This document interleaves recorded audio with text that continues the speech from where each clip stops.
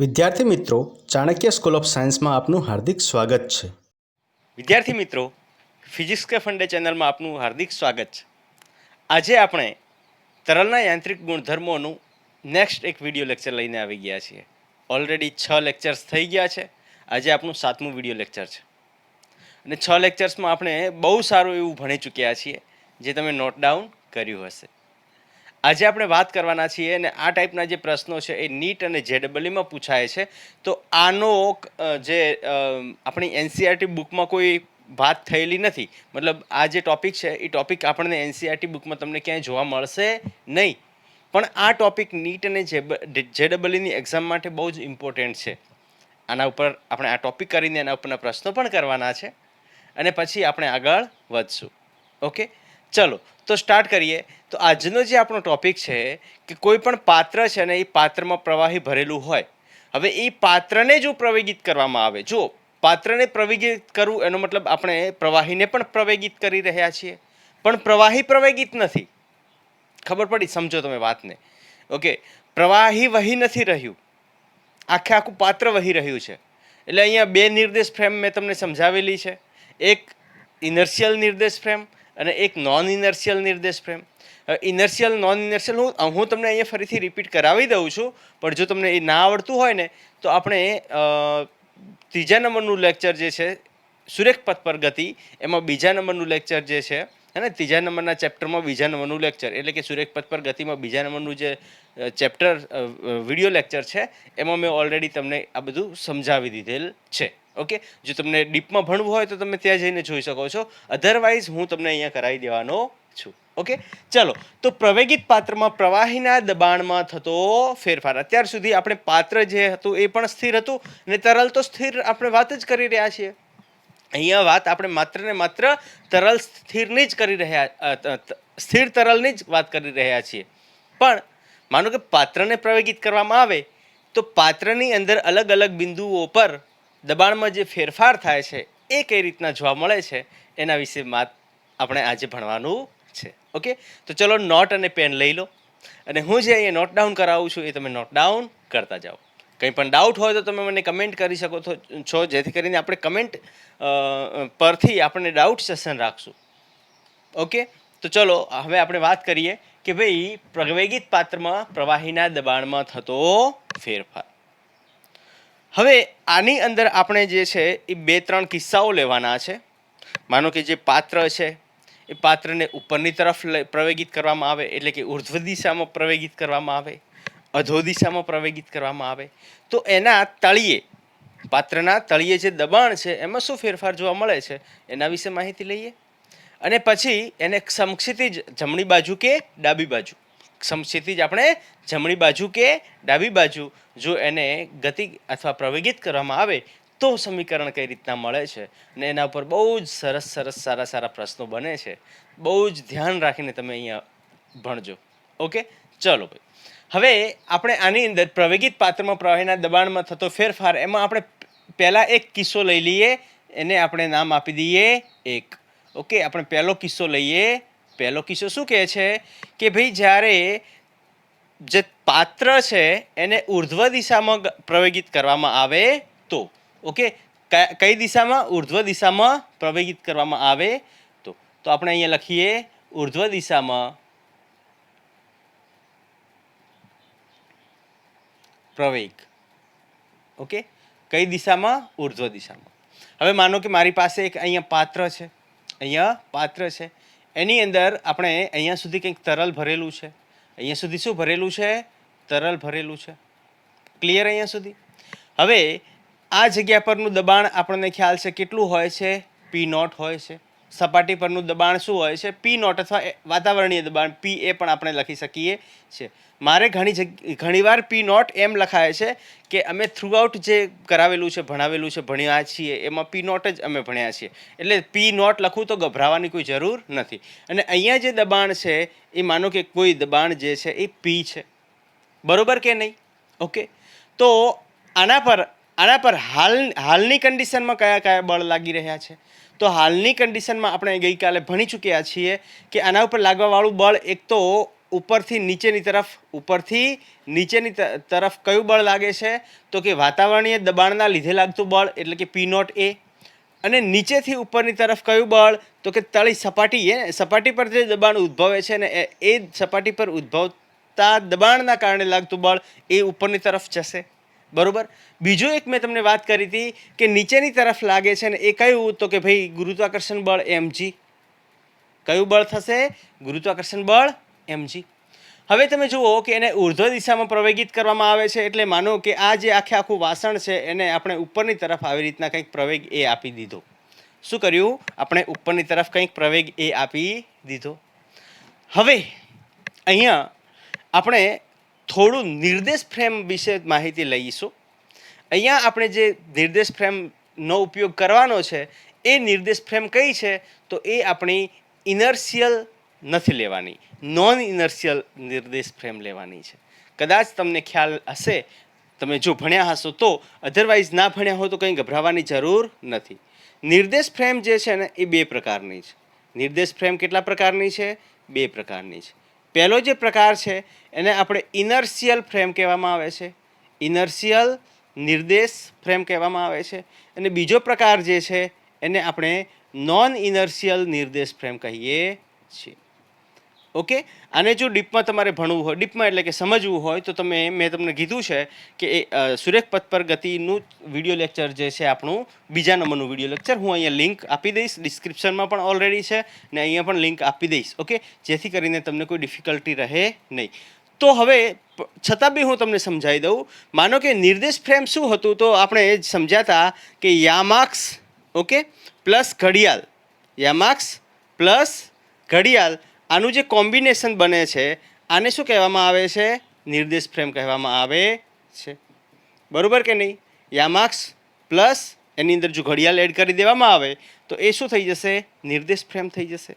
હવે નિર્દેશ ફ્રેમની અંદર 2 પ્રકાર છે કે ઇનર્શિયલ નિર્દેશ ફ્રેમ કોને કહેવાય અને નોન ઇનર્શિયલ નિર્દેશ ફ્રેમ કોને કહેવાય? ઇનર્શિયલ નિર્દેશ ફ્રેમ એ નિર્દેશ ફ્રેમ કે જેમાં અવલોકનકાર જે છે એ ક્યાં ઊભો હોય છે? તો કે નિર્દેશ ફ્રેમની બહાર હોય છે. અવલોકનકાર ક્યાં ઊભો હોય છે? નિર્દેશ ફ્રેમની બહાર. અવલોકનકાર ક્યાં હોય છે? અવલોકનકાર નિર્દેશ ફ્રેમની બહાર હોય છે. બરોબર. અને નોન ઇનર્શિયલ નિર્દેશ ફ્રેમની વાત કરીએ તો નોન ઇનર્શિયલ નિર્દેશ ફ્રેમમાં શું હોય છે? તો નિર્દેશ ફ્રેમની અંદર અવલોકનકાર જે છે એ નિર્દેશ ફ્રેમની અંદર હોય છે.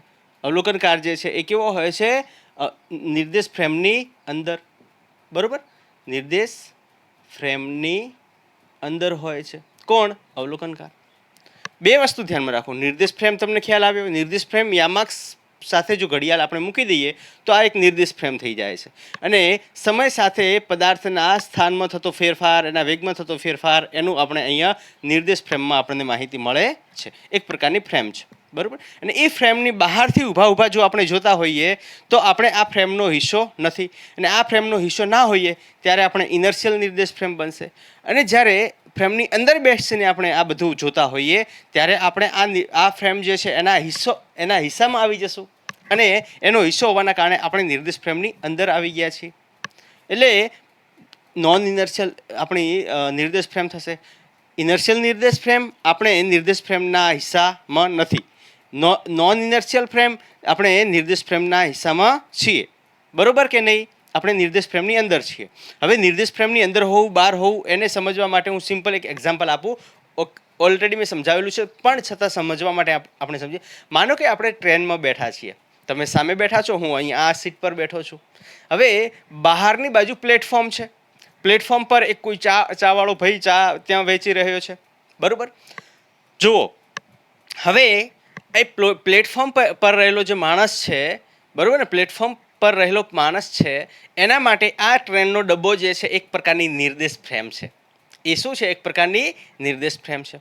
હવે એ ચાવાળો જો આપણને જોશે, મને જોશે, ચાવાળો જ્યારે મને જોઈશે ત્યારે એને કેવું લાગશે કે એ ભાઈ મતલબ ટ્રેનની સાથે સાથે આપણે ગતિ કરી રહ્યા છીએ, એટલે કે ગતિમાન છે ભાઈ. અને એ તમને જોશે તો આપણે બંને, તમે અને હું બંને કેવા હશું? ગતિમાન હશું. કેવા હશું? ગતિમાન હશું. કોના સાપેક્ષે? કોના સાપેક્ષે? ચાવાળાના સાપેક્ષે. એટલે કે નિર્દેશ ફ્રેમની બહાર ઊભેલો જે માણસ છે, આ જે રચના થઈ, આ રચના આપણી ઇનર્શિયલ ફ્રેમ થઈ. આ રચના જે થાય છે એ ઇનર્શિયલ ફ્રેમ બહાર ઊભો છે. આ ડબ્બાની બહાર, એટલે ડબ્બો જે છે એ આપણો એક નિર્દેશ ફ્રેમ છે. ડબ્બાની બહાર ઊભો જે છે એ ચાવાળો જે છે એ શું થઈ જશે? ઇનર્શિયલ માણસ થઈ જશે. બરાબર, કે ઇનર્શિયલ નિર્દેશ ફ્રેમનો એક ભાગ થઈ જશે. બરાબર. પણ માનો કે હું તમને જોઉં છું, તો આપણે માનો કે 60ની સ્પીડે માનો કે ટ્રેન જઈ રહી છે, હું તમને જોઈશ તો તમે તો સ્થિર બેઠા છો, તમે મને જોશો તો હું પણ સ્થિર છું. એનો મતલબ શું થયો? કે આપણે બંને કઈ ફ્રેમમાં છીએ? નોન ઇનર્શિયલ, એટલે કે નિર્દેશ ફ્રેમની અંદર જ બેઠા છીએ. આપણે નિર્દેશ ફ્રેમની અંદર. બહાર હોય એને એવું લાગતું હશે કે આ બંને જે છે એ કેવા 60ની સ્પીડે જઈ રહ્યા છે, પણ અંદર જ આપણે બેઠા છીએ. તમે અહીંયા બેઠા છો, હું અહીંયા બેઠો છું ટ્રેનની અંદર, તો અંદર જ સામે સામે બેઠા છીએ. તો આપણને મારો જેટલો વેગ છે એટલો તમારો વેગ છે, એટલે આપણે બંને એકબીજા સાથે કેવા, આપણા બંનેના સાપેક્ષે આપણી ગતિ કેવી થશે? 0 થશે. બરોબર કે નહીં? પણ બહારના સાપેક્ષે, એટલે કે આ બહાર રહેવું એ ઇનર્શિયલ ફ્રેમ થઈ જશે, ને અંદર રહેવું એટલે કે તમે ને હું જે છે નોન ઇનર્શિયલ ફ્રેમમાં આવશું. બહાર કેટલી વાળો જે છે એ ઇનર્શિયલ ફ્રેમમાં આવશે. હવે ખબર પડી. હવે અહીંયા આપણે આને સમજવા માટે માત્ર ને માત્ર નોન ઇનર્શિયલ ફ્રેમનો જ આપણે ઉપયોગ કરવામાં આવશે. કઈ ફ્રેમનો ઉપયોગ કરવામાં આવશે? નોન ઇનર્શિયલ નિર્દેશ ફ્રેમનો જ ઉપયોગ કરવો પડશે. ઇનર્શિયલ ફ્રેમનો ઉપયોગ કરશું. માનો કે ઇનર્શિયલ ફ્રેમનો ઉપયોગ કરવો એટલે કે આપણે આની બહાર, હે ને, નિર્દેશ ફ્રેમની બહાર આવી ગયા. નિર્દેશ ફ્રેમની બહાર આવીને તમે ઊભા રહેશો તો આપણે કયા તરલની અહીંયા વાત કરી રહ્યા છીએ? સ્થિર તરલની વાત કરી રહ્યા છીએ. પણ તરલ અહીંયા તમે અહીંયાથી જોશો તો આ વાસણ જે એ પ્રવેગથી ઉપર જાય, તો ભાઈ આની અંદર રહેલું તરલ છે એ પણ એ પ્રવેગથી ઉપર જશે કે નહીં જાય? અંદર રહેલું તરલ પણ એ પ્રવેગથી ઉપર જશે. તો આ તો કન્સેપ્ટ ખોટો પડી જશે. અહીંયા આપણે સ્થિર તરલની વાત કરી રહ્યા છીએ, તો સ્થિર તરલ નહીં રહ્યા, અહીંયા તો ગતિમાન તરલ થઈ જાય છે. તો આ ગતિમાન તરલ ન થાય એના માટે આપણે કયું લગાવીએ છીએ? તો કે non inertial frame. Non inertial frame એટલે આ જે કાકા છે એમને આપણે અહીંયા બેસાડી દઈએ. ઓકે, ભલે ને પગ હલાવે અંદર બેઠા બેઠા, ઓકે, અહીંયા બેસાડી દઈએ. એટલે હવે જે ફ્રેમ બની ગઈ, આ ફ્રેમ કઈ બની ગઈ? નોન ઇનર્શિયલ ફ્રેમ બની ગઈ. અને આ નોન ઇનર્શિયલ ફ્રેમ જે છે એમાં આ કાકા બેઠા બેઠા જો પાણીને જોશે, હવે કાકા પણ એ પ્રવેગ સાથે ઉપર જઈ રહ્યા છીએ ને. આપણે કાકાને ક્યાં બેસાડી દીધા? ભાઈ વાસણ પર બેસાડી દીધા. અહીંયા જે વાસણ અથવા જે પાત્ર છે એના પર બેસાડી દીધા. તો હવે આ જે છે એ કઈ ફ્રેમમાં આવી જશે? નોન ઇનર્શિયલ ફ્રેમમાં આવી જશે. નિર્દેશ ફ્રેમની અંદર આવી ગયા કાકા. આખું આ નિર્દેશ ફ્રેમ છે એની અંદર આવી ગયા કાકા. તો હવે આ કાકા જો આ પાણીને જોશે અથવા આ પ્રવાહીને જોશે તો એ પ્રવાહી એમને કેવું લાગશે? એ પ્રવાહી જે છે એ એમને સ્થિર લાગશે. પણ અહીંયાથી જોશે તો એ પ્રવાહી કેવું થઈ જશે? ગતિમાન થઈ જશે. આપણે સ્થિર તરલની વાત કરી રહ્યા છીએ તો સ્થિર પ્રવાહીની વાત કરવાની છે અહીંયા. તો અહીંયા રેફરન્સ ફ્રેમ એટલે કે નિર્દેશ ફ્રેમ કઈ લેવાની થશે? નોન ઇનર્શિયલ નિર્દેશ ફ્રેમ લેવાની થશે. નોન ઇનર્શિયલ નિર્દેશ ફ્રેમ ખબર પડી ને, કે જ્યાં અવલોકનકાર જે છે એ નિર્દેશ ફ્રેમની અંદર બેઠો હોય, અને ઇનર્શિયલ એટલે કે અવલોકનકાર જે છે એ નિર્દેશ ફ્રેમની બહાર. આ આપણી નિર્દેશ ફ્રેમ. નિર્દેશ ફ્રેમ એટલે યામાક્ષ સાથે ઘડિયાળ. બરાબર. હવે યામાક્ષ સાથે ઘડિયાળ એટલે શું? એટલે કે આપણી ગતિ, આપણો વેગ, આપણી ઝડપ, આપણો પ્રવેગ એ બધું સમય સાથે જે બદલાતું જાય છે એનું અવલોકન કરવામાં આવે છે. જો બહારની તરફથી કરવામાં આવે તો ઇનર્શિયલ ફ્રેમ થાય, જો અંદરથી કરવામાં આવે તો નોન ઇનર્શિયલ ફ્રેમ થાય. અને અંદરથી કરવામાં આવે તો જે સાપેક્ષ ગતિ થાય એ શું થશે? શૂન્ય થશે. ક્લિયર કે નહીં? ઓકે, તો આ થઈ ગયું નિર્દેશ ફ્રેમ. થોડું તમને કદાચ ખ્યાલ હશે જ. જો જેને ખ્યાલ હોય એ લોકો આટલો પોર્શન ભગાવીને જોઈ લીજો, અને જેને ખ્યાલ નથી એ લોકો અહીંયા સાથે સાથે આપણે ભણતા જશું. અચ્છા, હવે એમાં મેં તમને એક વાત કરી હતી કે જ્યારે આપણે નોન ઇનર્શિયલ ફ્રેમનો ઉપયોગ કરીએ ને ત્યારે એક ખોટું બળ જે લાગે છે એ ખોટું બળ જે દિશામાં પદાર્થ પ્રવેગિત થતો હોય એની વિરુદ્ધ દિશામાં લગાવવું પડે છે. ખોટું બળ જે દિશામાં પદાર્થ પ્રવેગિત થતો હોય એની વિરુદ્ધ દિશામાં લગાવવું પડે છે. અને ખોટું બળ એટલે કે એને આપણે સ્યુડો ફોર્સ કહીએ છીએ. સ્યુડો ફોર્સ કેટલું હોય તો મેં એ વખતે પણ તમને સમજાવ્યું હતું કે FS ઇઝ ઇક્વલ ટુ શું થશે? -ma. FS એટલે સ્પ્રિંગ બળ નથી, અહીંયા સ્યુડો ફોર્સ છે, હે ને? સ્યુડો ફોર્સ, અથવા FP લખીએ, એને F સ્યુડો. Okay, pseudo. ખોટું બળ અને ખોટું બળ જે છે એ કેટલું લગાવવું પડશે -ma માઇનસ નેગેટિવ સાઇન શું દર્શાવે છે કે પ્રવેગની ઓપોઝિટ ડાયરેક્શનમાં, પ્રવેગની કઈ દિશામાં, પ્રવેગની વિરુદ્ધ દિશામાં. નેગેટિવ સાઇન શું દર્શાવે છે, પ્રવેગની વિરુદ્ધ દિશામાં. એટલે પ્રવેગ જો ઉપરની તરફ થતો હોય તો સ્યુડો બળ, આના પર લાગતું સ્યુડો ફોર્સ જે છે એ કઈ દિશામાં થશે, નીચેની તરફને. એ કેટલું થશે, ma થશે. બરોબર કે નહીં? એ કેટલું થશે, ma થશે. તો આ જે કન્સેપ્ટ છે ને, એ કન્સેપ્ટનો ઉપયોગ કરીને આપણે આ સમીકરણ બધા જે છે એ તારવશું. મજા આવી જશે. ચલો હવે અહીંયા ધ્યાન આપો. ઓકે, અહીંયા ધ્યાન આપો. ધારો કે બરોબર આપણે લખ્યું, ધારો કે એક પાત્રમાં રો ઘનતા ધરાવતું એક પ્રવાહી, આની ઘનતા આપણને કેટલી આપી દીધી છે, રો આપી દીધી છે. હવે પાત્રને એ પ્રવેગથી કઈ દિશામાં, ઉર્ધ્વ દિશામાં પ્રવેગિત કરવામાં આવે છે. કઈ દિશામાં, ઉર્ધ્વ દિશામાં પ્રવેગિત કરવામાં આવે છે. પ્રવેગિત કરવામાં આવે છે. બરાબર ને? ઉર્ધ્વ દિશામાં શું કરવામાં આવે છે, અને પ્રવેગિત કરવામાં આવે છે. હવે જ્યારે પ્રવેગિત કરવામાં આવે ત્યારે આપણે અહીંયા ફ્રેમ ઓફ રેફરન્સ, અહીંયા તરલ કેવું છે, સ્થિર છે. અને તરલ સ્થિર રાખવું હોય તો મારે રેફરન્સ એટલે કે નિર્દેશ ફ્રેમ કઈ લેવી પડશે, નોન ઇનર્શિયલ નિર્દેશ ફ્રેમ લેવી પડશે. બરોબર? અને નોન ઇનર્શિયલ નિર્દેશ ફ્રેમ લઈશ તો મારે કયું બળ લગાવવું પડશે, સ્યુડો ફોર્સ લગાવવું પડશે. એટલે કે એક ખોટું બળ, એક કાલ્પનિક બળ લગાવવું પડશે. એક ખોટું બળ લગાવવું પડશે.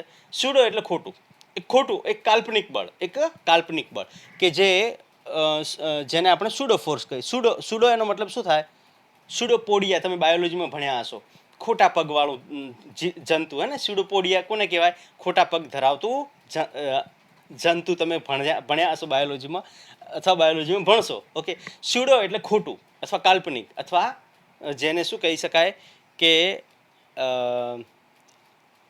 ખોટું જ, બીજું શું કહી શકાય. ઓકે, ખોટું. તો સ્યુડો એટલે ખોટું. ઓકે, હવે જુઓ અહીંયા પ્રવેગિત કરવામાં આવે છે. અહીં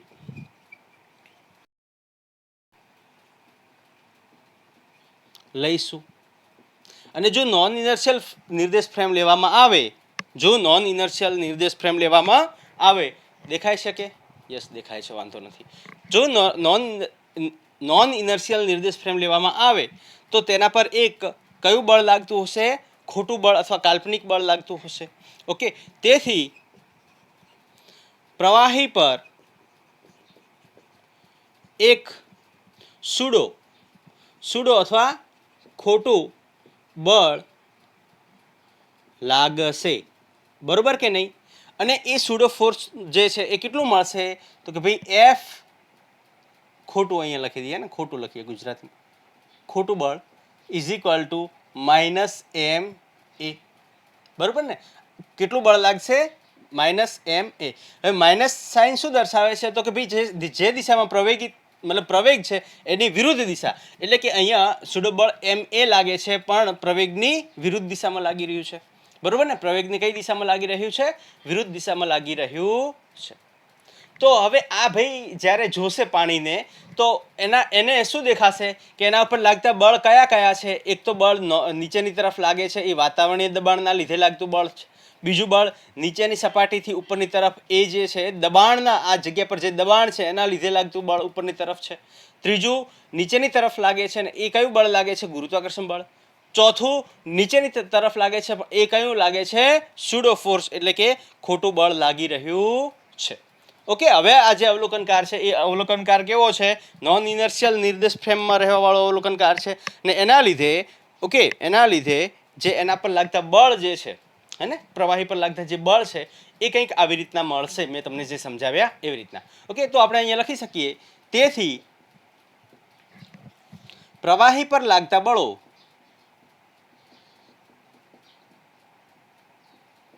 સંતુલિત અવસ્થા હોવાના કારણે, અહીંયા સંતુલિત અવસ્થા, ભાઈ પાત્ર પ્રવેગિત થાય છે ને. ઓકે, પ્રવાહી જે છે એ તો સ્થિર છે. સંતુલિત અવસ્થા હોવાના કારણે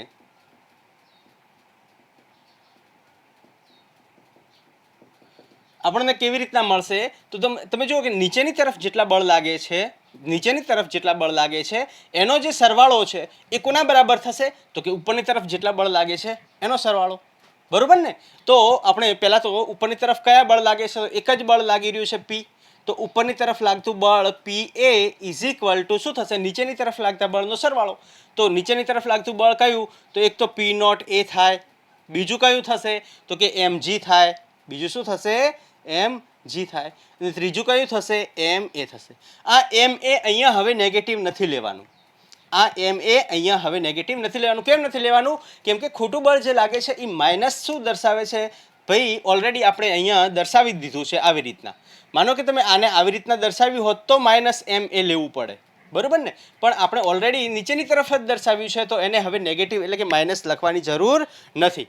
ઓકે, આ ખોટા બળને આપણે અહીંયા માઇનસ એટલા માટે લખ્યું, નેગેટિવ સાઇન શું દર્શાવે છે? માત્ર ને માત્ર વિરુદ્ધ દિશામાં લાગી રહ્યું છે, બરોબર? તો હવે આ શું થશે? તો P A is equal to P naught A plus આની ઘનતા આપણને આપી દીધી છે, અને માનો કે આ જે આની અંદર ભરેલું પાણી જે છે એ એચ ઊંડાઈ સુધી ભરેલું છે, બરોબર ને? એચ ઊંડાઈ સુધી ભરેલું છે. આપણે અહીંયા તમારે અહીંયા લખવું હોય તો ચાલશે, લખવાની કોઈ જરૂર નથી. એચ ઊંડાઈ સુધી ભરેલું છે એવું આપણે માની લઈએ, અને આનું આડછેદ ક્ષેત્રફળ જે છે એ કંઈક આપી દીધું છે એ. એનું આડછેદ ક્ષેત્રફળ આપણને કેટલું આપી દીધું છે? એ આપી દીધું છે. તો અહીંયા તમે આપણી ઘનતાનું સમીકરણ કયું હતું? ઘનતા ઇઝ ઇક્વલ ટુ ફોર્મ્યુલા શું હતું? એમ બાય વી, બરોબર ને? ઘનતા is equal to M by V, તો એમ ઇઝ ઇક્વલ ટુ શું થશે? રો ઇન્ટુ વી, બરોબર? ઘનતા is equal to M by V ને M is equal to rho into V થશે. રો ગુણ્યા કદ થશે, ઘનતા ગુણ્યા કદ થશે. તો આ સમીકરણ જે છે કદની જગ્યાએ શું થશે? તો M is equal to row, કદની જગ્યાએ એ ગુણ્યા એચ થશે, બરોબર ને? આ સમીકરણ અહીંયા મૂકી દઈએ તો એમની જગ્યાએ હું શું મૂકી શકું? તો કે ભાઈ rho A H G plus rho A H એ થાય કે ન થાય? એમ તો આપણને રો એ એચ છે, બરોબર? તો પી, હવે તમે જુઓ એ બધામાં શું થઈ જશે? કટ થઈ જશે. એ બધામાં છે તો કટ થઈ જશે. તો P is equal to P naught અથવા પી એ પ્લસ, હવે રો એચ જે છે એને બહાર લઈ લો, રો એચ બહાર લઈ લો, અને આ થશે જી પ્લસ એ. અથવા આને રીઅરેન્જ કરીને તમારે લખવું હોય તો આવી રીતના પણ લખી શકો કે P is equal to P A plus rho G plus A, rho G H, બરોબર? અને અહીંયા જી પ્લસ એ જે છે એ શું મળશે આપણને? ઇફેક્ટિવ ગુરુત્વ બળ મળશે આપણને. જે જી પ્લસ એ છે એ શું મળશે આપણને? ઇફેક્ટિવ ગુરુત્વ બળ. એટલે ગુરુત્વાકર્ષણની અંદર પછી કોનો કે ભાઈ કેટલો પ્રવેગ કરવામાં આવે છે એ પણ શું થઈ જશે? એડ થઈ જશે. એટલે કે અસરકારક ગુરુત્વાકર્ષણ બળ આપણને કેટલું મળશે? તો આપણે અહીંયા લખી શકીએ કે અહીં અસરકારક ગુરુત્વાકર્ષણ બળ એ કેટલું મળે છે? તો અહીંયા ગુરુત્વ પ્રવેગ હે ને, અસરકારક ગુરુત્વ પ્રવેગ આપણને કેટલો મળશે? તો એ જે જી ઇફેક્ટિવ મળશે એ કેટલું મળશે? તો જી પ્લસ એના બરાબર મળશે. આ સમીકરણ આની અંદર મૂકી દો તો આપણને જે સમીકરણ મળશે એ શું મળશે? તો કે P is equal to P naught plus rho, અહીંયા જી કેવું હશે? ઇફેક્ટિવ અસરકારક G into rho G H થઈ જશે, બરોબર કે નહીં? ક્લિયર? તો આ થઈ જશે આપણને દબાણમાં થતો ફેરફાર. ક્યારે? જ્યારે ઉર્ધ્વ દિશામાં એને પ્રવેગિત કરવામાં આવે ત્યારે. સમજાયું કે ના સમજાયું? એક વખત રિવિઝન મારી દઈએ ખાયગા. ચલો ભાઈ, ધારો કે એક પાત્રમાં રો ઘનતા ધરાવતું પ્રવાહી લેવામાં આવે છે જેનું આડછેદ ક્ષેત્રફળ એ અને એચ ઊંચાઈ સુધી ભરવામાં આવ્યું છે, બરાબર? પાત્રનું આડછેદ ક્ષેત્રફળ એ છે અને એને એચ ઊંચાઈ સુધી ભરવામાં આવ્યું છે. પાત્રને એ પ્રવેગથી ઉર્ધ્વ દિશામાં પ્રવેગિત કરવામાં આવે છે, ઉપરની તરફ પ્રવેગિત કરવામાં આવે છે. હવે અહીંયા તરલ કેવું છે? સ્થિર છે. આપણે સ્થિર તરલની વાત કરી રહ્યા છીએ, હે ને? આપણે તરલ જે છે સ્ટેટિક્સની વાત કરી રહ્યા છીએ. તો સ્થિર તરલ રાખવા માટે મારે શું કરવું પડશે? જો હું ઇનર્શિયલ ફ્રેમ લઈશ તો મને પ્રવાહી ગતિમાન દેખાશે, પણ નોન ઇનર્શિયલમાં મેં તમને જે વાત કરીને આપણે ટ્રેનમાં, તમે ને હું ટ્રેનમાં બેઠા, ચાવાળો બહાર બેઠો છે, બહાર ચાવાળો બેઠો છે, એ બંનેને આપણે કેવા લાગશું? ગતિમાન. પણ અંદર હું માનો કે મારે તમારા સાપેક્ષે કંઈ ઓબ્ઝર્વેશન કરવું હોય, અવલોકન કરવું હોય, તો હું તમને સ્થિર દેખું, મતલબ મારાથી તમે સ્થિર દેખાવો છો, હું તમને દેખું છું, તમે સ્થિર દેખાવ. ચાવાળો તમને દેખે છે, તમે ગતિમાન દેખાવો છો.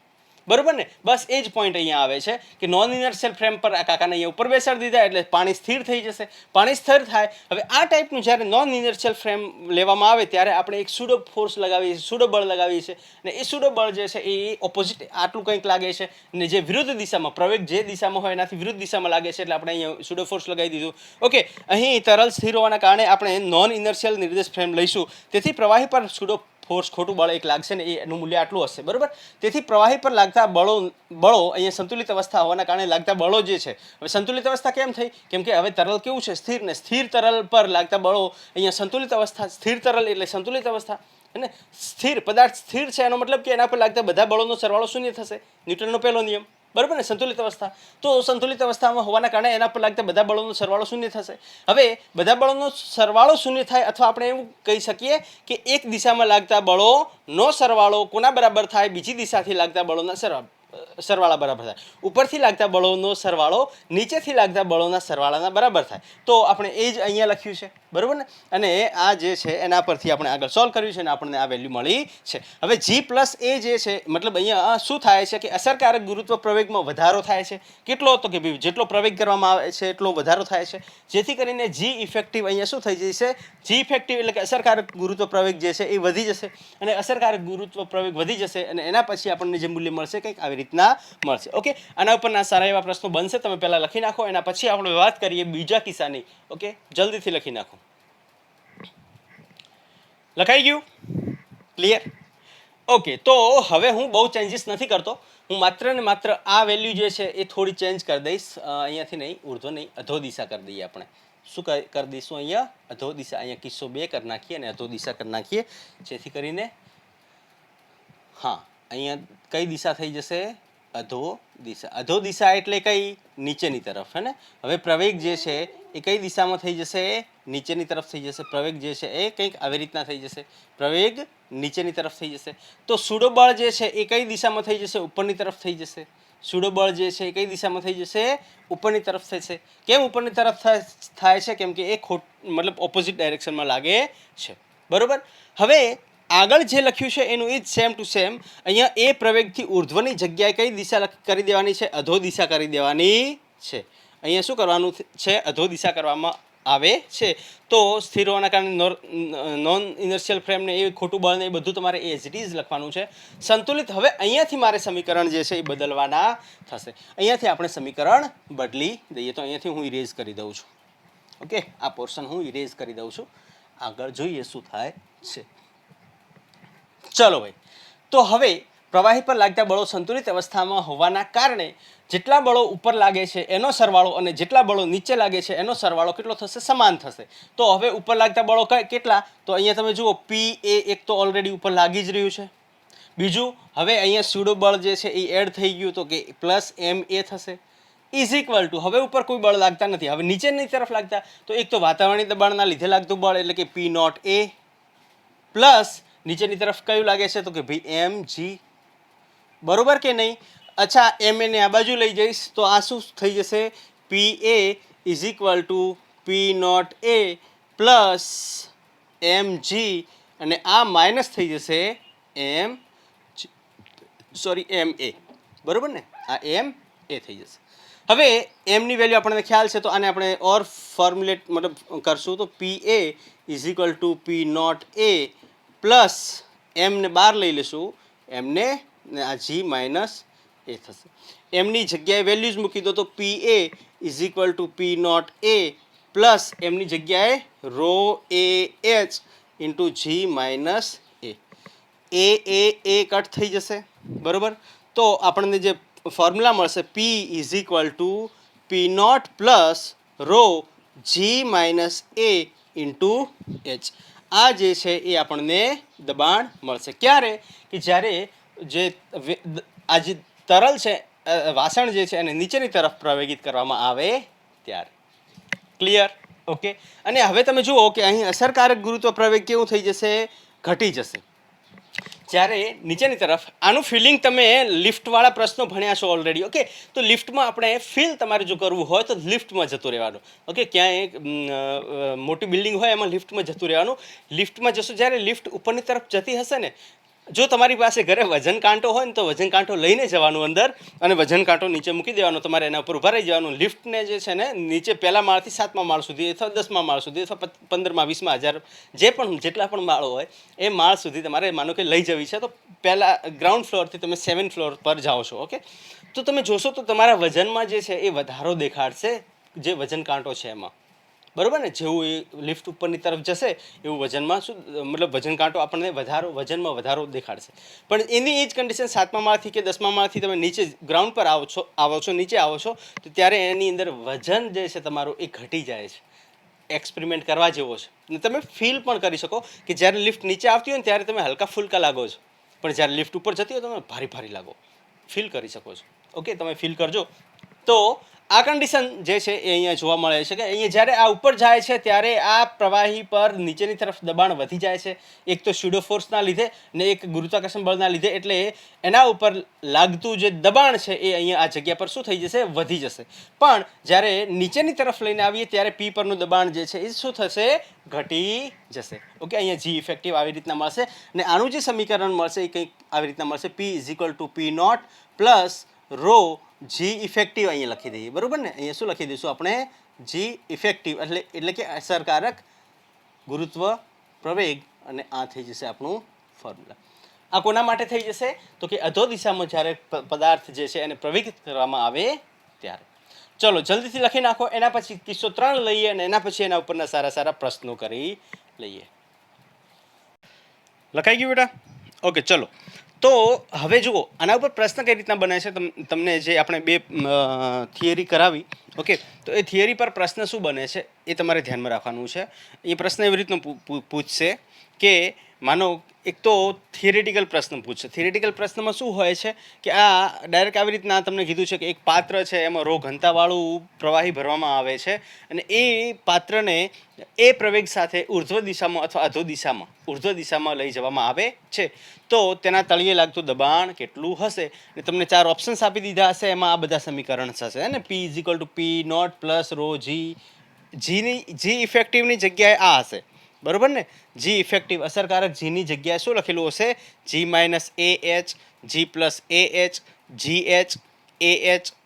તો આ 4 ઓપ્શન જે પણ આપ્યા હોય એમાંથી કયો આન્સર આવશે એ તમારે જોઈ લેવાનું. કઈ રીતના ઓપ્શન હશે. ફોર એક્ઝામ્પલ આ એક ઓપ્શન આપી દીધું, P માઇનસ AH. ઓકે, આ 4 ઓપ્શન્સ તમને આપી દે. તમને એમ કે જો એને અધો દિશામાં પ્રવેગિત કરવામાં આવે, અધો દિશામાં પ્રવેગિત કરવામાં આવશે તો એક વસ્તુ યાદ રાખવાની, અધો દિશા એટલે નીચેની તરફ એટલે પ્રવેગ જે છે નેગેટિવ થઈ જશે. બરોબર ને, આ તમારે યાદ રાખવાની. નીચેની તરફ જ્યારે જાય ત્યારે G માઇનસ A આવે. અહીંયા વચ્ચે તો પ્લસ જ રહેવાનું છે, આ ધ્યાનમાં રાખવાનું. આ સમીકરણ, આ મેઇન સમીકરણ આપણું યાદ હોવું જોઈએ તમને. ઓકે, આ વચ્ચે પ્લસ આવે છે. ઓકે, તો સિમ્પલ યાદ કઈ રીતના રાખવાનું કે જ્યારે નીચેની તરફ તો G માઇનસ A અને ઉપરની તરફ તો G પ્લસ A. બસ આ ઉર્ધ્વ દિશા માટે, આ અધો દિશા માટે, આ નીચેના તો ઓપ્શન કેન્સલ થઈ જશે. ક્લિયર? તો આ ટાઈપના પ્રશ્નો પૂછાય છે. માનો કે તમને વેલ્યુઝ આપીને સોલ્વ કરવાનું કે તો આના પરથી વેલ્યુઝ આપી શકે છે ને. માનો કે પ્રવેગ જે છે એ પ્રવેગિત તમને એમ કીધું છે કે 2 મીટર પર સેકન્ડથી પ્રવેગિત કરવામાં આવે તો દબાણમાં જે મતલબ તળિયે કેટલું દબાણ થશે તો તમને P0 ની વેલ્યુ ખબર છે 10⁵ બરોબર. અથવા તમને આપી દીધું હોય પ્રવાહીની ઘનતા, તમને આપી દીધી હોય પ્રવેગ, તમને આપી દીધો એટલે આ જે છે 10 + 2 થઈ જશે એટલે 12 થઈ જશે. અને હાઇટ માનો કે તમને અંદર આપી દીધી છે તો તમે એવી રીતના પણ સોલ્વ કરી શકો છો. ત્રીજો મુદ્દો શું છે કે ભાઈ એને એક સમક્ષિતિજમાં પ્રવેગિત કરવામાં આવે. અહીંયા આપણે લખી દઈએ ત્રીજો કિસ્સો જે છે એ સમક્ષિતિજમાં પ્રવેગ.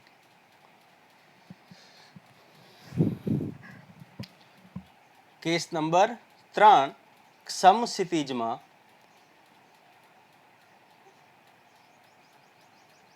પ્રવેગિત કરવામાં આવે. ઓકે, તો સમક્ષિતિજમાં પ્રવેગ આપવામાં આવે. હવે આ જે છે ને આ લખાવું એના પહેલા એક નોટ તમે લખી દો, નોંધ લખી દો. નોટ તમારે કંઈક આવી રીતના લખવાની છે જે હું તમને લખાવું છું, #નોટ. બરોબર, કે કોઈ પણ પાત્ર જે છે ને એની અંદર માનો કે આપણે તરલ અથવા પ્રવાહી ભર્યું. હવે એ પ્રવાહી જે ભરવામાં આવે છે અને એની જે મુક્ત સપાટી છે ને, એ મુક્ત સપાટી પર લાગવાવાળા જે બળ છે ને, એ હંમેશા એ કેવા હશે? હંમેશા સપાટીને લંબ રહેશે. ખબર પડી? ખબર પડી? સિમ્પલ. મુક્ત સપાટી જે છે, તરલ આપણે જે પાત્રમાં તરલ ભર્યું ને પાત્રની તરલની જે મુક્ત સપાટી છે, એ મુક્ત સપાટી પર લાગવાવાળું બળ અથવા બધા જ બળોનું મૂલ્ય અથવા નું પરિણામી મૂલ્ય અથવા એનું પરિણામી બળ જે છે એ જે છે આપણને કેવું મળશે? સપાટીને હંમેશા લંબ હશે. બરોબર કે નહીં? તો અહીંયા હું તમને લખાવી દઉં છું કે કોઈ પણ સપાટી પર હંમેશા કેવું હોય છે? હંમેશા લાગતું સપાટી પર લાગતું પરિણામી બળ હંમેશા સપાટી સાથે કેવું હોય છે? લંબ હોય છે. આ વસ્તુ હંમેશા જે છે ને એ તમારે ધ્યાનમાં રાખવાની છે. કેમ? સમજાવું. માનો કે આપણી પાસે કોઈ પાત્ર છે, બરોબર, અને એ પાત્રની અંદર આપણે આ કંઈક પ્રવાહી ભરી લીધું છે. ઓકે, હવે આ પ્રવાહી પર આપણને ખ્યાલ છે કે એક નીચેની તરફ આવી રીતના કંઈક બળ લાગતું હશે અથવા એક ઉપરની તરફ આવી રીતના કંઈક બળ લાગતું હશે, બરોબર, અને એક નીચેની તરફ આવી રીતના કંઈક ગુરુત્વાકર્ષણ બળ કે કોઈ પણ આ સપાટી પર માનો કે કોઈ બે બળ લાગે છે. એક આપણે F1 માની લઈએ અથવા આ એક F બળ લાગી લઈએ. અહીંયા સંતુલિત અવસ્થા તો બળના મૂલ્ય કેવા થશે? અહીંયા સરખા. પણ એ હંમેશા સપાટી સાથે કેવા હશે? લંબ હશે. હંમેશા જે પણ બળ લાગતું હશે એ હંમેશા સપાટી સાથે કેવું હશે? લંબ હશે. કેવું હશે? લંબ હશે. હવે માનો કે આ જે વેસેલ છે એને આપણે શું કર્યું? પ્રવેગિત કરી નાખ્યું. જ્યારે પ્રવેગિત કરવામાં આવે ત્યારે આપણને ખ્યાલ છે કે ભાઈ પ્રવેગિત કરવાથી આના પર આ જે આપણી સપાટી હતી, આ જે આપણી સપાટી હતી એ સપાટી પર બે બળ લાગે છે. એક બળ માનો કે આપણે આ એક બિંદુ લીધું ને, આ એક બિંદુ લીધું. જ્યારે આ સ્થિર અવસ્થા હતી, પહેલી કન્ડિશનમાં શું હતું? સ્થિર પાત્ર હતું. જ્યારે પાત્ર કેવું હોય? સ્થિર હોય. ત્યારે જે બળ લાગતા હોય આના ઉપર નીચેની તરફ કયું લાગે છે? તો ભાઈ દબાણ બળ, વાતાવરણીય દબાણ બળ નીચેની તરફ, ને ઉપરની તરફ એની વિરુદ્ધ દિશામાં અહીંયા PA લાગતું હતું, બરોબર ને? PA લાગતું હતું, ઉપરની તરફ લાગતું હતું. આ સ્થિર પાત્રની કન્ડિશન. હવે પાત્ર પ્રવેગિત થાય છે એટલે કે એને એ પ્રવેગ આપવામાં આવે તો એના પર શું લાગશે? એક સુડો આપણે અહીંયા ફ્રેમ કઈ લેવાની છે? નોન ઇનર્શિયલ જ લેવાની છે. ફ્રેમ આપણી કઈ થઈ જશે અહીંયા? Non inertial. ઓકે, આ ફ્રેમ આપણે કઈ લેવાની છે? Non inertial. સેલ્ફી લો ગમે એમ બેઠા બેઠા. ઓકે, સેલ્ફી લો. તો નોન ઇનર્શિયલ ફ્રેમ લેવાની છે. પાણીમાં પડવાનું નથી. પાણીમાં પડવાનું નથી. નોન ઇનર્શિયલ ફ્રેમ લેવાની છે. તો નોન ઇનર્શિયલ ફ્રેમ લેશો તો તમે અહીંયા બેઠા છો એટલે કે તરલ આપણું કેવું છે? સ્થિર. જ્યારે આખા પાત્રને પ્રવેગિત કરવામાં આવે છે ત્યારે શું થાય? એના ઉપર આ બિંદુ આપણે એક પર્ટિક્યુલર બિંદુ માનીએ ને, આ સપાટીનું જે છે એક બિંદુ ધારી લઈએ ને આ બિંદુ પર લાગવાવાળું બળ કયું? તો એક જે છે એ સ્યુડો બળ લાગશે MA, જે કેવું હશે? પ્રવેગની વિરુદ્ધ દિશામાં હશે. અને એક નીચેની તરફ બળ લાગે છે એ કયું? તો કે ભાઈ ગુરુત્વાકર્ષણ બળ mg. આના પર હાલ જ્યારે પ્રવેગિત કરવામાં આવે છે ત્યારે એના પર બે બળ લાગે છે. એના પર બે બળ લાગે છે. બે બળ હાવી થયેલા છે. અચ્છા, હવે જ્યારે આ બે બળ લાગશે તો એનું પરિણામી બળ જે છે, એનું પરિણામી બળ કંઈક આવી રીતના આપણને મળશે. આપણે પરિણામી બળ જો શોધશું તો કંઈક આવી રીતના આપણને મળશે. ઓકે, પરિણામી બળ કંઈક આપણને આવી રીતના મળશે. આમ માનો કે એનું પરિણામી એટલે કે ચોખ્ખું બળ આપણને મળ્યું.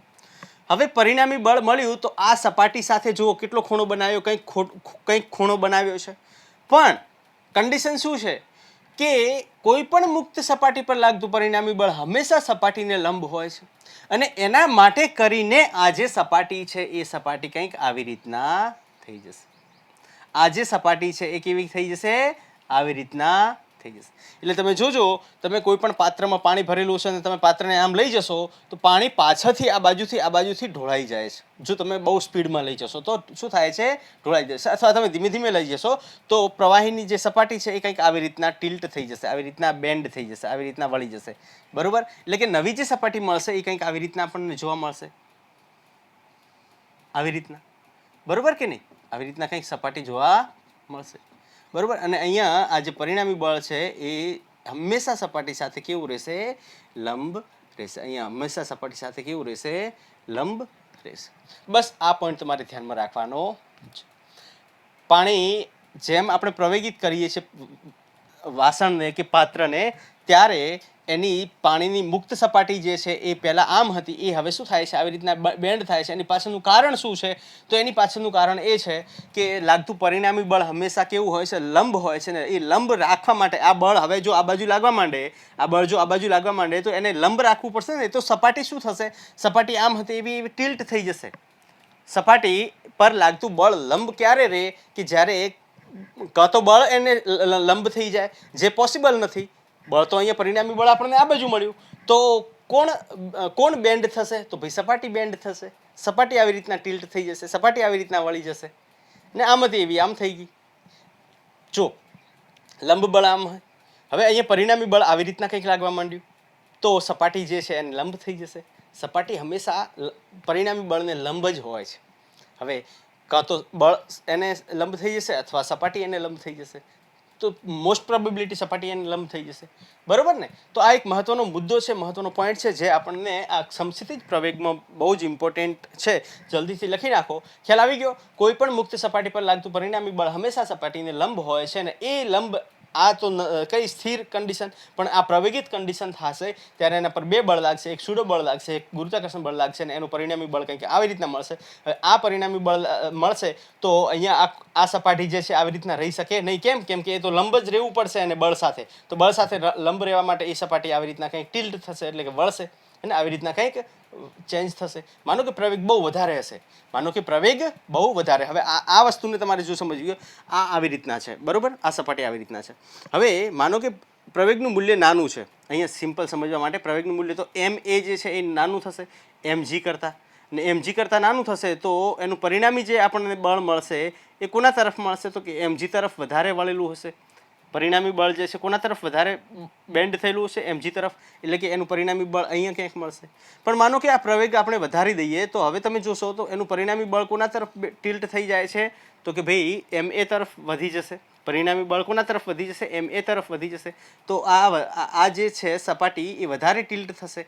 એ વધારે ટિલ્ટ થશે એટલે કે માનો કે આવી રીતના ટિલ્ટ થઈ, આવી રીતના થશે તો અહીંયાથી પાણી પાત્રની જો સપાટીની ઉપર જશે તો પાણી બહાર નીકળી જશે. બરોબર ને? તો એ જે પાણી ઢોળાઈ જાય છે ને, આપણે સ્પીડમાં કંઈક ચાલવા જઈએ તો એનું કારણ આ છે. ઓકે, ચલો ભાઈ. તો આ લખી નાખ્યું હશે, તમે ના લખ્યું હોય તો હું હમણાં સાઈડમાં ગયો તો લખી નાખ્યું હશે. ચલો હવે સમક્ષિતિજ. ઓકે, સમક્ષિતિજ, અહીંયા સમક્ષિતિજ લખવા દે. સમક્ષિતિજમાં પ્રવેગ.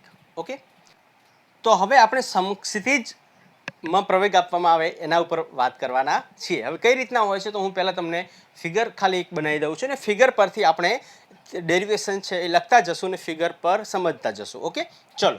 માનો કે તમને અહીંયા એક ફિગર આપી દીધી, આવી રીતના કંઈક વાસણ પાત્ર આપી દીધું છે.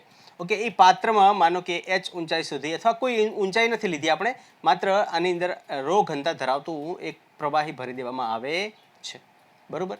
હવે જ્યારે આ પાત્રને આપણે પ્રવેગિત કરીએ છીએ, આની માનો કે લંબાઈ આપણને L આપી દીધી છે ને, તળિયાની લંબાઈ આપણને કેટલી આપી દીધી છે? L આપી દીધી છે. તળિયાની લંબાઈ કેટલી આપી દીધી છે? L આપી દીધી છે. જ્યારે એને પ્રવેગિત કરવામાં આવે છે ત્યારે તમે જોઈ શકો અહીંયા કે આ પાત્ર પ્રવેગિત કરવામાં આવે તો એના ઉપર એક સુડો બળ લાગે છે, ગુરુત્વાકર્ષણ બળ લાગે, એના લીધે ચોખ્ખું બળ જે છે એ કંઈક આવી રીતના લાગશે, ને એના લીધે સપાટી જે છે એ કંઈક આવી રીતના વળી જશે.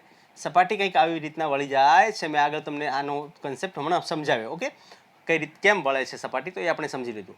ઓકે, હવે માનો કે આ બિંદુ અને એને સમક્ષિતિજમાં આ બિંદુ, એના પર આપણે એક નળાકારમાં ધારી લઈએ. એક આપણે શું કર્યું? નળાકાર ધારી લીધું. હવે અહીંયા આ પાત્ર જે છે એ કેવું છે? સ્થિર પાત્ર છે. આ પાત્ર કેવું છે? સ્થિર પાત્ર. અને આ પાત્ર જે છે એ કેવું છે? પ્રવેગિત પાત્ર છે. આ પાત્ર પ્રવેગિત પાત્ર થઈ જશે આપણું. ઓકે, હવે આપણે સ્ટેપ બાય સ્ટેપ લઈએ. તો સ્થિર પાત્રની વાત કરીએ ને, સ્થિર પાત્રની વાત કરીએ તો સમક્ષિતિજ પર રહેલા દરેક બિંદુ પરનું દબાણનું મૂલ્ય કેવું થશે? માનો કે આ સપાટી આપણી પહેલી છે ને આ સપાટી આપણી બીજી છે. અહીંયા પણ આ પહેલી સપાટી અને અહીંયા થોડું આ પહેલી સપાટી અને આ બીજી સપાટી છે. આ આપણી બીજી સપાટી છે, આ સપાટી પહેલી છે. ક્લિયર? ઓકે, અચ્છા. હવે જ્યારે પ્રવેગિત કરવામાં આવે છે તો એ પ્રવાહી જે છે એ આ જગ્યાથી આ સપાટીના જે જગ્યા પર આ પ્રવાહી નીચું થાય છે ત્યાંથી આ જગ્યા પર ઊંચું જાય છે એ હાઇટ આપણને કેટલી આપી દીધી છે h, અને આ લંબાઈ આપણે નળાકાર જે લીધું એની લંબાઈ કેટલી થશે તો ભાઈ l થશે, કેમ કે આપણે l લંબાઈ ધરાવતું જ નળાકાર લીધું છે ને, એનું તળિયું જે છે l લંબાઈ ધરાવે છે અથવા l વ્યાસ ધરાવે છે. માનો કે આપણું જે જનરલી અહીંયા ચોરસ ડબ્બો લેવામાં આવતો હોય છે. ઓકે, માનો કે નળાકાર હશે તો l જેટલો વ્યાસ થઈ જશે. અચ્છા, હવે સ્થિર પાત્રની વાત કરીએ તો સૌથી પહેલા આપણે લઈએ, ધારો કે આવે છે, બરોબર, આવી રીતના કંઈ. ઓકે, ત્યારે શું કન્ડિશન થાય છે તો એ આ જગ્યા પર અને સમક્ષિતિજમાં રહેલા દરેક બિંદુ પરનું દબાણ જે છે કેવું હોય છે, સમાન હોય છે. ત્યારે સમક્ષિતિજમાં રહે છે, અને એ આપણે જોયું હતું. તો માનો કે અહીંયા તમે એક નળાકાર ધારી લો, તો આપણે સમક્ષિતિજ વાળું આ નીચેનું દેખાશે કે કેમ? સમક્ષિતિજ વાળું મેં ઓલરેડી તમને કરાવી દીધેલ છે, તો એમાં તમારે કંઈ ગભરાવાની જરૂર નથી. મેં તમને સમજાવ્યું હતું કે આ નળાકાર છે, બરોબર. આ સપાટી અહીંયા લાગતું દબાણ જે છે એ P1A થશે, અને આ બાજુ લાગતું દબાણ જે છે એ P2A થશે, બરોબર. પ્રવેગરહિત છે એટલે બંને દબાણ બળ જે છે ને, આ દબાણ બળ P2A, દબાણ બળ P1A, એ બંનેના મૂલ્ય કેવા થશે? સરખા થશે, કેમ કે પાત્ર કેવું છે? સ્થિર. એ એક નીકળી જશે તો P2 કોના બરાબર થઈ જશે? P1 ના બરાબર થશે. એટલે કે આ દરેક બિંદુ પર સમક્ષિતિજમાં દબાણનું મૂલ્ય કેવું થશે? અહીંયા સરખું થશે. ક્લિયર કે નહીં? ઓકે, હવે તમે જુઓ કે જ્યારે પાત્રને પ્રવેગિત કરવામાં આવે તો આ જગ્યા પર હવે કન્ડિશન ચેન્જ થઈ. જ્યારે કેવું, અહીંયા પહેલી કન્ડિશન કેવી લીધી કે જ્યારે પાત્ર સ્થિર હોય ત્યારે દબાણ દરેક એ બિંદુ પર ને બી બિંદુ પર, મતલબ એક સપાટી પર ને બીજી સપાટી પર દબાણના મૂલ્ય અહીંયા કેવા જોવા મળે છે? સરખા મળે છે. પણ હવે કન્ડિશન આવે કે જ્યારે પાત્ર પ્રવેગિત હોય, પાત્ર કેવું હોય? પ્રવેગિત હોય. જ્યારે પાત્ર પ્રવેગિત હશે ત્યારની કન્ડિશન આપણે જોવા જઈએ તો તમે જુઓ, આ જે છે ને, આ આપણે નળાકાર લઈએ તો આ નળાકાર આપણે લેશું. આ નળાકાર લીધું. આ સપાટી, આના પર સપાટી 1 દ્વારા લાગતું બળ P1A છે, અને અહીંયા સપાટી બીજી દ્વારા લાગતું P2A. અહીંયા દબાણ બળ P2A, અહીંયા દબાણ બળ P1A થશે, બરોબર. હવે આ જે છે પ્રવેગ કઈ દિશામાં થાય છે? જમણી બાજુ થઈ રહ્યો છે, તો એની ઓપોઝિટ ડાયરેક્શનમાં કયું બળ લાગશે? સ્યુડો બળ લાગશે, MA. એની વિરુદ્ધ દિશામાં કયું બળ લાગશે? સ્યુડો બળ MA. અને આપણે જોયું કે ભાઈ આ નળાકાર જે છે એની લંબાઈ અહીંયા કેટલી આપી દીધી છે? L આપી દીધી છે. કેમ? કેમ કે L લંબાઈના તળિયાની, મતલબ તળિયાની લંબાઈ L ધરાવતા પાત્રની આપણે વાત કરી રહ્યા છીએ, બરોબર. તો L લંબાઈ થઈ જશે.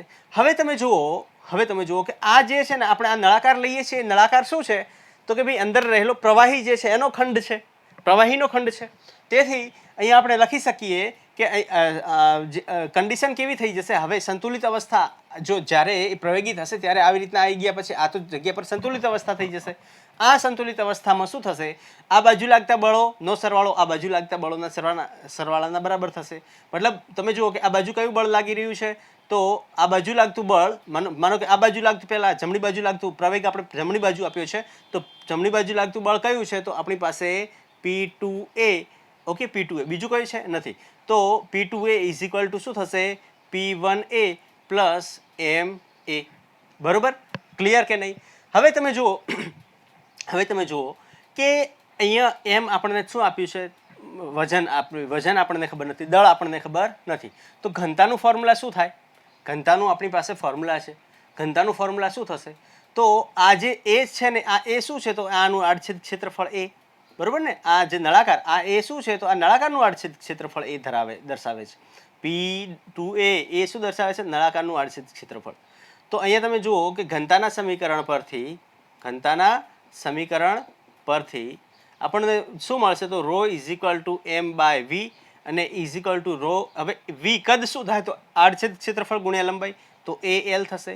અને એના ઉપરથી M આપણને શું મળશે? M ની વેલ્યુ મળશે ρAL. ઓકે, આને ઇક્વેશન નંબર 1 આપી દો, આને ઇક્વેશન નંબર 2 આપી દો. ક્લિયર? હવે સમીકરણ 1 અને 2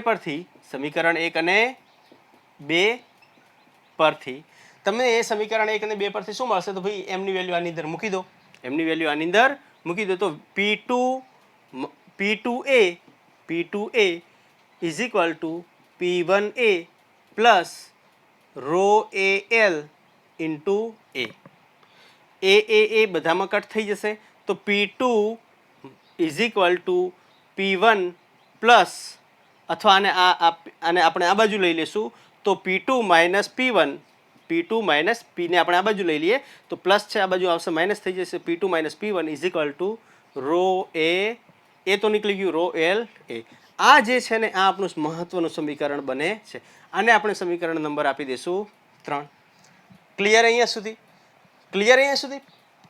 હવે તમે જુઓ, આ તો સમીકરણ 3, પણ આ P1 મને કેટલું મળશે અને આ P2 મને કેટલું મળશે એ આપણે શોધી શકીએ છીએ, બરોબર ને?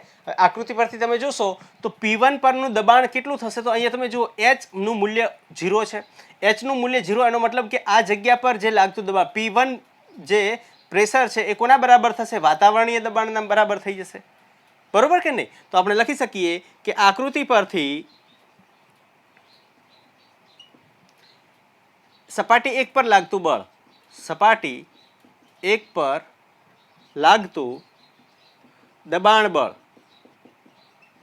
એ આપણને કેટલું મળે છે ભાઈ? 1 પર લાગતું દબાણ બળ P1 is equal two H નું મૂલ્ય 0.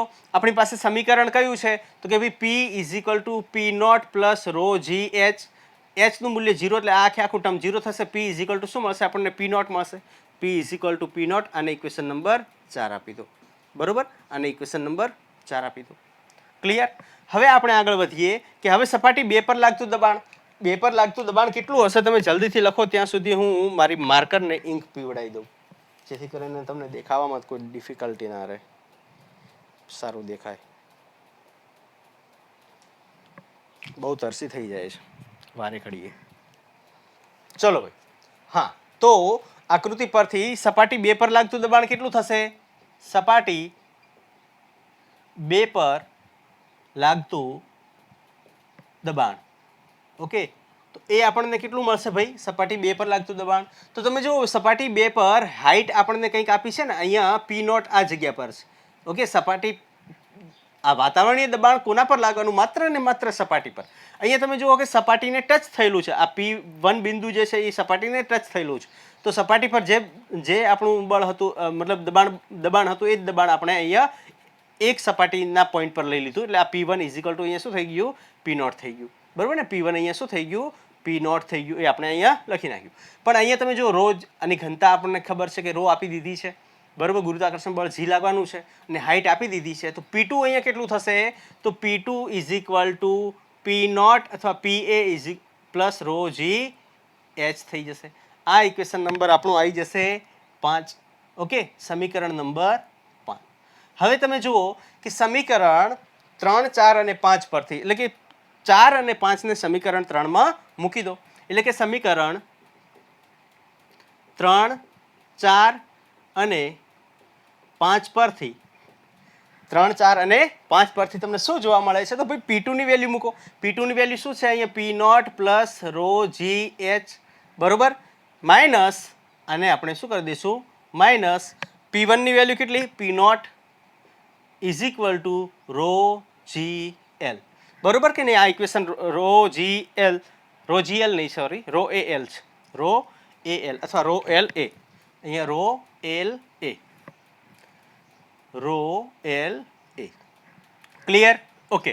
P0 કટ થઈ જશે તો rho G H is equal to rho L A, ઘનતા કટ થઈ જશે. તો અહીંયા તમે લખી શકો કે ભાઈ H by L is equal to A by G. H by L is equal to A by G. આ ઇક્વેશન નંબર થઈ જશે આપણું 6, બરોબર? આ સમીકરણ નંબર થઈ જશે 6. આ મહત્વનું સમીકરણ છે, આ પણ મહત્વનું સમીકરણ છે. હવે જુઓ, તમને સિમ્પલ વેમાં કહી દઉં. માનો કે તમને આ 2 સપાટી પર લાગતું પ્રેશરનો દબાણમાં થતો ફેરફાર કીધો હોય, એટલે કે P2 માઇનસ P1 કીધું હોય, તમને ઘનતા આપી દીધી હોય, તમને લંબાઈ આપી દીધી હોય, આ લંબાઈ તમને આપી દીધી હોય, તમને પ્રવાહીની ઘનતા આપી દીધી હોય અને પ્રવેગ આપી દીધો હોય, તો દબાણમાં થતો ફેરફાર તમે મેળવી શકશો અહીંયાથી. ડાયરેક્ટ સૂત્રનો ઉપયોગ કરશો. પણ એટલું ઇઝી પૂછાય નહીં, થોડુંક તો ક્યાંક ટ્વિસ્ટ કરશે જ. અને ટ્વિસ્ટ કરશે તો વધારે ને વધારે ક્યાં ટ્વિસ્ટ કરશે? તો માનો કે તમને જે છે H ઊંચાઈ આપી દે, હે ને આટલો આ જે છે ને લંબાઈની જગ્યાએ તમને એમ કીધું કે h ઊંચાઈ સુધી એ ઉપર ચડે છે, તમને પ્રવેગ આપી દે, તો કઈ રીતના સોલ્વ કરવું એના માટે આપણે આગળ વધીએ. માનો આના ઉપરથી આપણને HL/AG ખબર પડી, એટલે કે તમને પ્રવેગ આપી દીધો છે, બરોબર, તમને લંબાઈ આપી દીધી છે, તમારે h શોધવું છે. તો તમે હવે જો h શોધવું હોય તો તમે A/G × L કરી શકો કે ન કરી શકો? કરી શકો. અથવા માનો કે તમને લંબાઈ નથી આપી અને h પણ નથી આપ્યું, તમને h અને l કંઈ પણ આપ્યું નથી, ડાયરેક્ટ કે ભાઈ એક કન્ટેનર છે ને આટલા પ્રવેગથી એને પ્રવેગિત કરવામાં આવે છે, તો તેમાં પ્રવાહી જે છે કેટલી હાઈટ સુધી ઉપર ચડશે, તો શું કરવું? માનો કે તમને ઊંચાઈ અને લંબાઈ કંઈ પણ આપ્યું, એલ અને એચ માંથી કંઈ પણ ના આપ્યું હોય, તો કઈ રીતના સોલ્વ કરવું? તો એના માટે આપણી પાસે ફોર્મ્યુલા છે. ઓકે, જો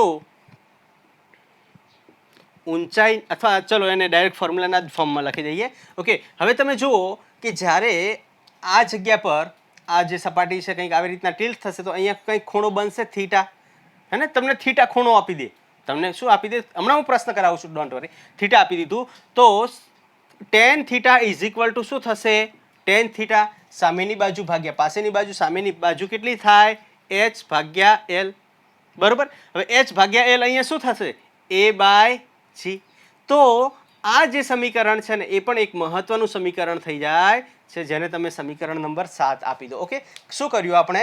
આ tan થીટા h/l ને h/l ની જગ્યાએ મેં A/g લખી દીધું. ઓકે, h/l ની જગ્યાએ A/g લખી શકો, તો tan theta is equal two A/g પણ તમે લખી શકો.